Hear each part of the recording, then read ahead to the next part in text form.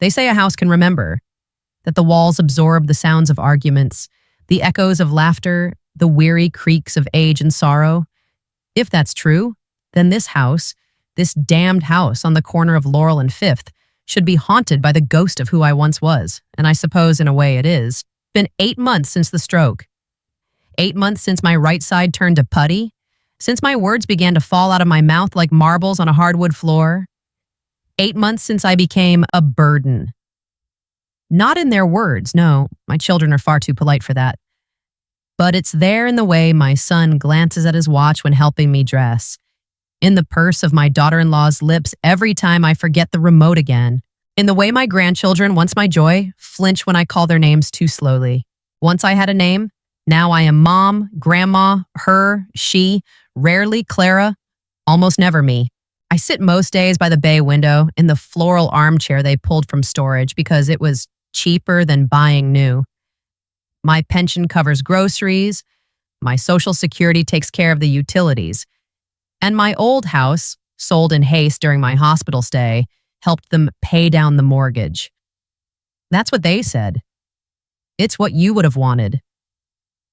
I was still groggy when they told me, my tongue heavy with anesthesia, my body adrift in linens that smelled like bleach and defeat. I wanted to scream. I wanted to ask why they didn't wait, why they didn't ask. But I nodded, because I was their mother, because I trusted them, because I thought they loved me. Funny how time becomes a ghost that visits when you least expect it. When I sit in this chair, I remember things.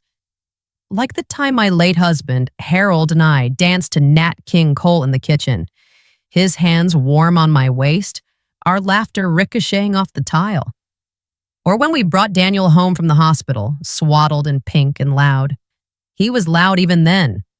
Or the day I refinanced the house to send Susan to college. She cried when I signed the papers.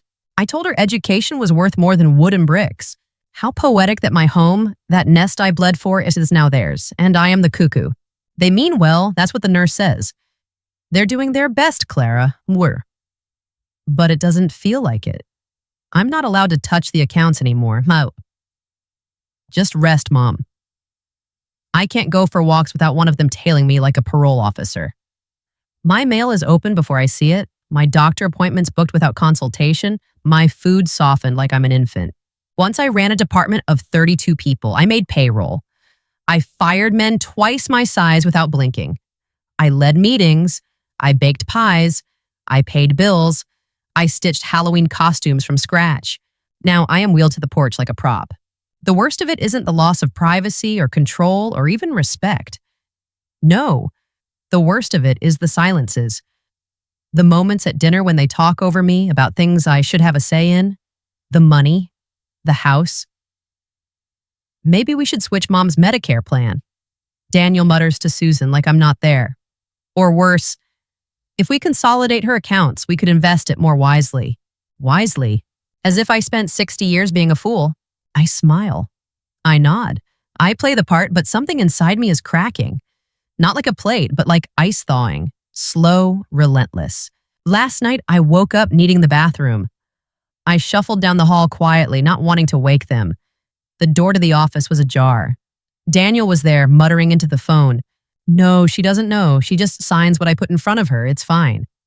I froze, my bladder forgotten, my bones suddenly cold. When I was a girl, my father used to say, "There's no greater betrayal than one that wears your face."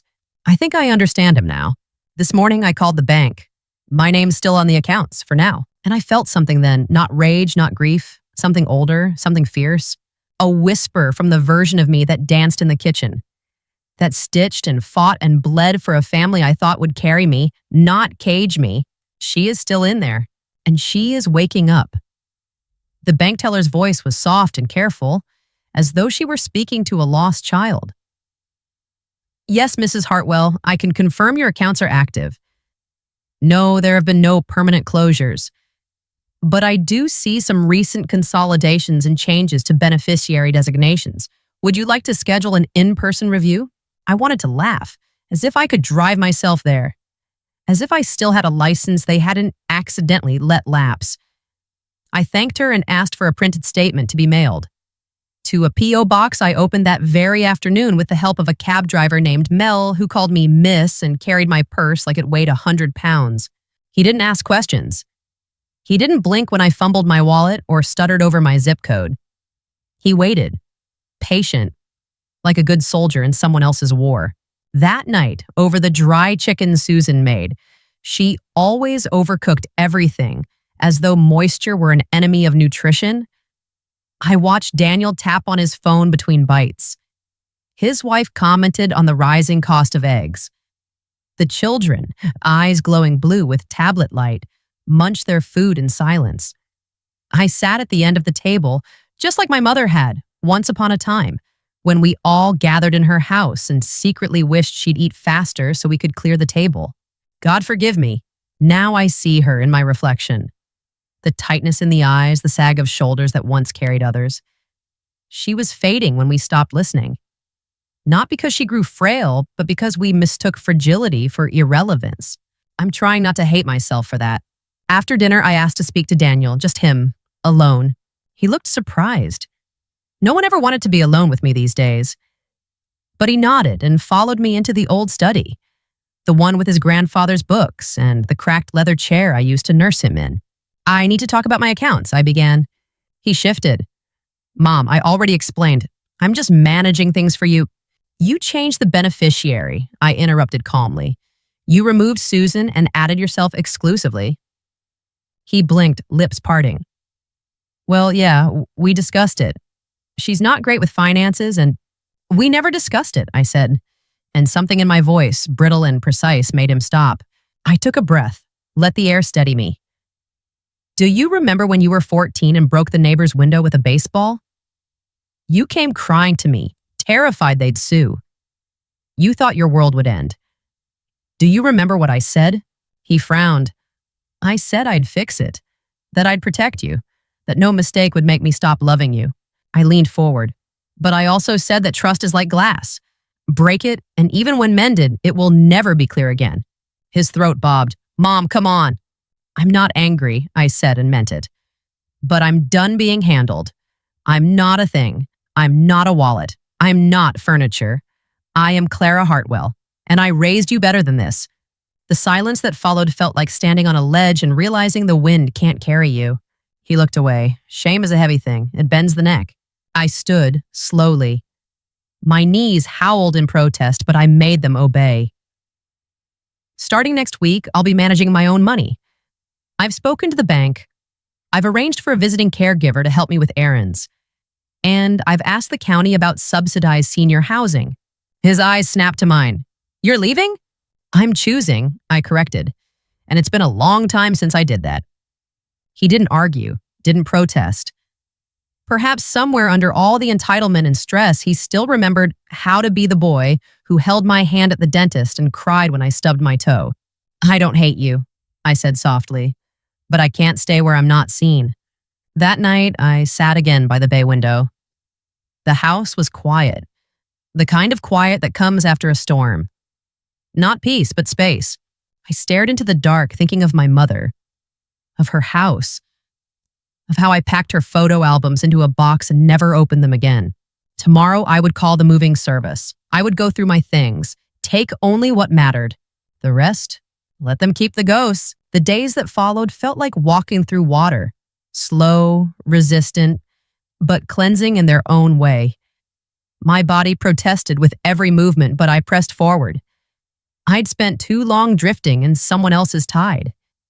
It was time to swim on my own, even if the strokes were small and the current still strong. Susan tried to intervene, of course. She cornered me in the kitchen one morning, her voice lowered like we were conspiring. Clara, are you sure this is wise? Moving out at your age and your condition?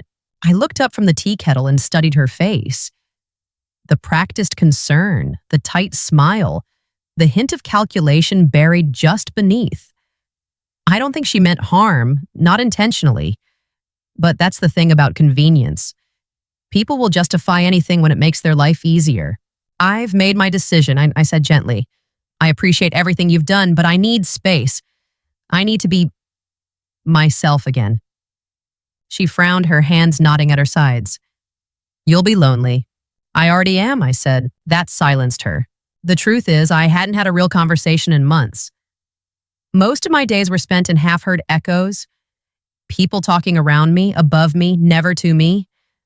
I was praised when compliant, ignored when difficult. I began to feel like the family dog, loved in theory, but an inconvenience in practice. And it wasn't always like this.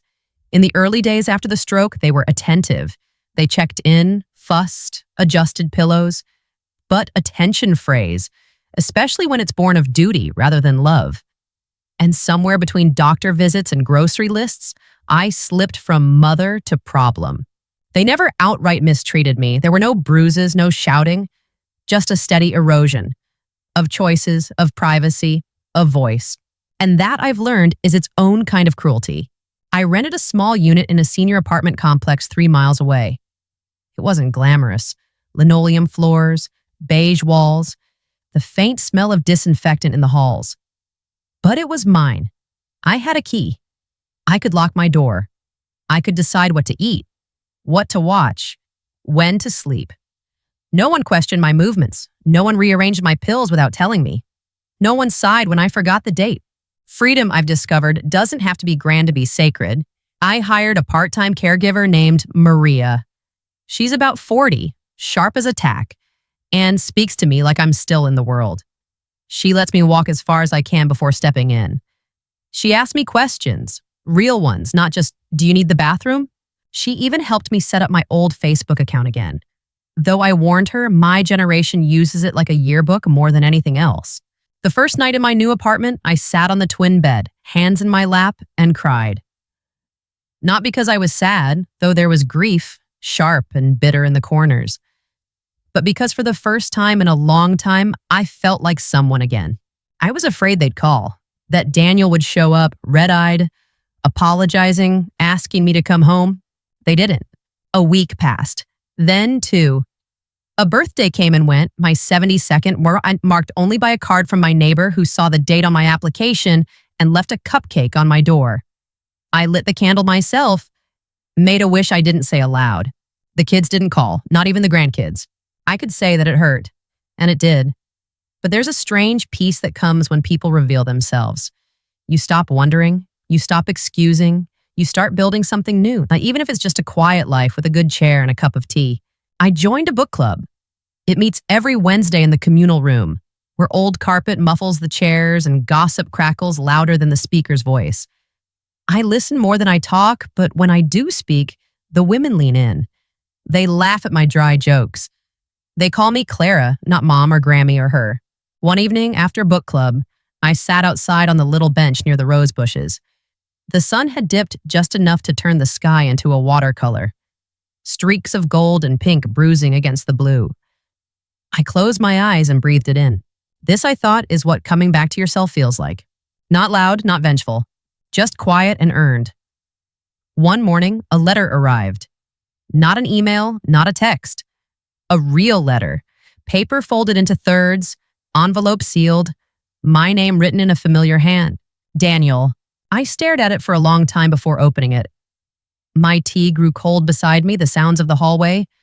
A rolling walker, a distant laugh, faded into cotton. The words were tidy, thought out. His handwriting had always been neat, like his father's. Mom, I've been meaning to write. I just didn't know how or what to say. I messed up. I think I was scared of losing you, of seeing you weak. It felt easier to turn you into something manageable. I thought I was protecting you. I know now I wasn't. I was protecting myself. You were never a burden. You were the center of everything. I forgot that. We all did. I hope you're well. Susan asks about you, the kids too. We miss you. I miss you. Love, Daniel. I read it once, then again, folded it neatly, set it aside. I didn't cry. I didn't rush to call him. It was not that kind of story. Instead, I went to my small kitchen, poured fresh tea, and watched the steam curl like smoke into the morning sun. It was funny how silence, once so suffocating, now felt like an ally. Later that day, Maria helped me call the community college. They had a free class on digital photography for seniors. I had an old Nikon tucked in the back of my closet, a relic from a time when Harold and I traveled to see deserts and mountains and lakes that shimmered like mirrors. I thought I'd forgotten how to use it. But muscle memory is a stubborn thing. That Saturday, I went on the class outing to the lake. There were 11 of us, all silver-haired and squinting through viewfinders. I crouched carefully by the edge of the water and took a picture of a duck drifting alone. Its reflection rippled beside it, perfect and slightly broken. I liked that image. I printed it later, framed it with a $5 thrift store find, and hung it by my window. A few weeks passed. The seasons began to shift. The air cooled just enough to carry that familiar tinge of October. Brittle leaves, distant fires, the smell of endings. One afternoon, I was folding laundry. My own, just mine. And doesn't that feel like something? When there was a knock at the door. It wasn't Maria. She always used the buzzer. I opened it slowly. Daniel stood there. Older, thinner, circles under his eyes. His hands were in his pockets like a boy caught stealing something sweet. "I was in the area," he said, which was obviously a lie. I nodded. "Come in then." He stepped inside and looked around like he was seeing a foreign country. His eyes landed on the duck photo. "You took that?" "I did." "It's good." "Thank you." We sat at the small table. He didn't touch anything, just stared at his hands. "I'm not here to ask you to come back," he said. I waited. "I'm here because I realized I've never really seen you. Not as a person, just as my mother. And I think I forgot that the two aren't the same." A long pause, the kind that creaks under the weight of truth. "I'm trying to change that." I looked at him, really looked. I saw the boy who scraped his knee chasing fireflies, the man who held his baby daughter with terror and awe, the son who once called me a hero. I didn't rush to forgive him. That's not how healing works. But I poured him a cup of tea, and we sat, like two people meeting for the first time, not bound by history, but inching toward something else. Something honest. He left after an hour, didn't ask for anything. Just hugged me lightly and said, "I'll call soon, if that's okay." I nodded. "It is." After he left, I sat in the quiet. The light had changed again, softer now, autumn's hush settling in. I didn't feel victorious. I felt free. And maybe in this world, that's the quietest kind of revenge. To be whole, to be seen, to be yourself at last.